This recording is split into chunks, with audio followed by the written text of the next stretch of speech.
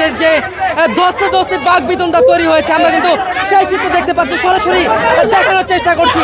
প্রথমত মাদক ব্যবসায়ীরা কিন্তু এখানে পুলিশের উপর আক্রমণ করেছে, পুলিশের উপর কিন্তু মাদক ব্যবসায়ীদের আক্রমণ, নারী পুলিশ সদস্যদের উপর মাদক ব্যবসায়ীদের যে আক্রমণ, সেই আক্রমণ কিন্তু আমরা দেখতে পেয়েছি এখানে। দর্শক আমরা দেখতে পাচ্ছি ধস্তাধস্তি যে চিত্র, মাদক ব্যবসায়ীদের সাথে পুলিশের যে সংঘর্ষের চিত্র কিন্তু আমরা দেখতে পাচ্ছি এখানে।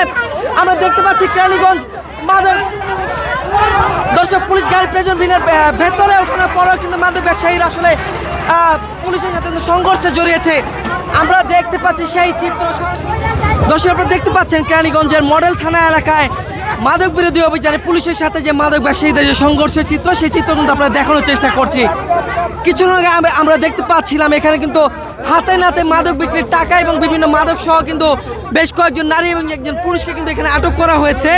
এবং আটকের পর কিন্তু তারা যখন সাংবাদিকদের যখন জানাচ্ছিলেন, তখন কিন্তু আসলে নারী পুলিশ সদস্যদের উপর চড়াও হন মাদক ব্যবসায়ীরা, সেই চিত্র কিন্তু আমরা দেখতে পাচ্ছি।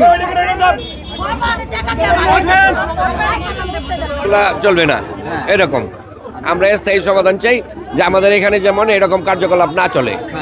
আপনারা দৌড়ছেন, আমরা সবাই ধন্যবাদ জানাই যে আপনারা একটা ভালো কাজ করছেন, এটাই আমার বক্তব্য। এখানে তারা কতদিন যাবত এই ব্যবসা? অনেক দিন রে বাবা, অনেক দিন যাবত। আটক করার পর বললো তারা এগুলোর সাথে জড়িত না, আপনার এলাকাবাসী আসলে কি বলছে? আরে জড়িত, সবগুলোই জড়িত, যে কটারে ধরে নিছে সবগুলো জড়িত। কি বিক্রি করে এখানে? ওই যে কি কয় ইয়াবা, বাবা, গাঁজা, কি এগুলা নেশা জাতীয় নেশা দ্রব্য। দেখলাম যে পুলিশের সাথে তারা ক্লাসে জড়িয়েছে। আরে বাপ রে বাপ, যে ওই যে বলে না যে চোরের মার বড় গলা, ওইরকম আর কি, চুরিও করছে আবার সিনাও চুরি, এইরকম। এগুলা জানি না, এগুলা তো বলতে পারবো না। ধন্যবাদ আপনাকে। যুব সমাজ হিসাবে মনে করেন যে এটা এখানে একদমই কাম্য নয়, ঠিক আছে। আর আমরা মনে করেন যে ঠিকঠাক ভাবে ইয়ে করতে পারি না। এরা যখন পুলিশ আছে, পুলিশের সাথে এরা যখন খারাপ বিহেভ করে, মানে আমরা শুধু তাকায় দেখি, কিছু বলতে পারি না। আর এরা বলতে গেলে যে এত রুট বিহেভ করে, যেটা বলার বাইরে না। আজকের অভিযান কি ব্যাপারে? খুবই ভালো হয়েছে, খুবই সুন্দর অভিযান হয়েছে, সুন্দর অভিযান হয়েছে। পুলিশকে যে বললো যে আমি বের হই তোর নামে মামলা দেব, কথাটা শুনছেন? হ্যাঁ, এর আগেও এরকম বলছে যে রাত্রেবেলা, প্রত্যেক রাত্রেবেলা রেড দিলে মনে করেন হ্যাঁ ছুটে আসে, আইসা পরে আবার এখানে বেচা কিনা করে। করা হয়, এরা মনে করেন ভাই চাকু মুক্কু নিয়ে আসেন, আগে হুঙ্গি তুঙ্গি দেয় এলাকার সবাইকে। ছুরি ওরা ছুরি মুড়ি সবকিছু নিয়ে এরা হুঙ্গি দেয়।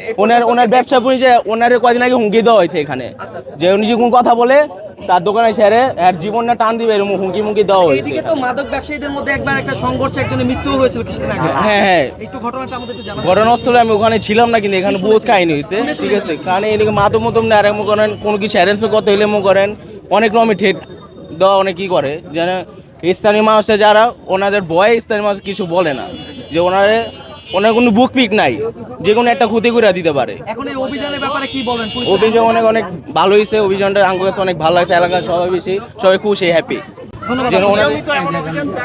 হ্যাঁ, আমরা চাই আমরা এলাকার মধ্যে মাদক মুক্ত চাই, আমরা এলাকার মধ্যে মাদক মুক্ত চাই, মানে এলাকার ভিতর মুখ করেন অনেক একজন রোডে যে আটবো এই সুযোগটা আমরা পাই না।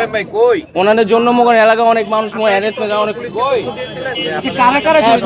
পুলিশে অ্যাকশন নিচ্ছে, ওনারা আবার আসে যদি কোনো কিছু জানতে চায় ওখানে এইসব যে ওরা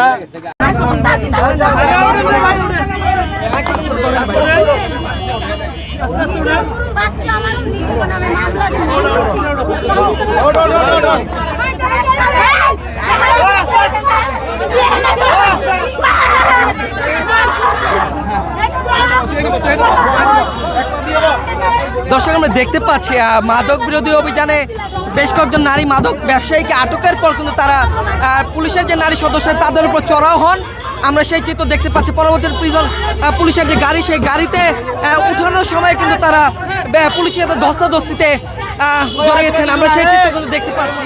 এখানে গাঁজা পেয়েছি, এখানে ইয়াবা পেয়েছি, কিছু হিরোইন পেয়েছি। আপনারা জানেন যে দীর্ঘদিন ধরে এই এলাকায় এরা ব্যবসা করে রাখতেছিল।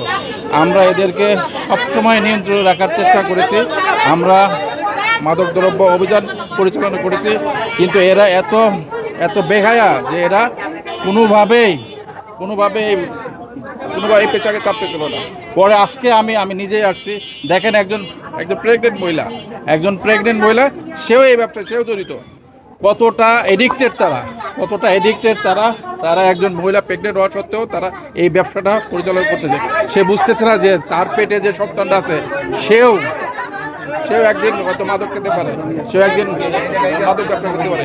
আমার কথা হলো, আমি এই থানায় যতদিন আসছি ততদিন আমরা সবাই মাদককে না বলবো। এখানে 0 টলারেন্স। আপনারা জানেন যে আজকের শিশুরা আগামী দিনে ভবিষ্যৎ, এই দেশের ভবিষ্যৎ। আজকে শিশুরা যদি মাদকাসক্ত হয় তাহলে পরবর্তীতে আমাদের দেশটাও চলে যায় অন্ধকারে। তাই আমরা দেশপ্রেম থেকে, আমাদের দেশের প্রতি যদি আমাদের কোনো প্রেম থাকে, সেখান থেকে আমরা সবাই মাদকের বিরুদ্ধে আমরা অভিযান পরিচালনা করব। মাদককে সামাজিকভাবে আমরা বয়কট করব, সামাজিকভাবেই আমরা এগুলা প্রতিহত করব।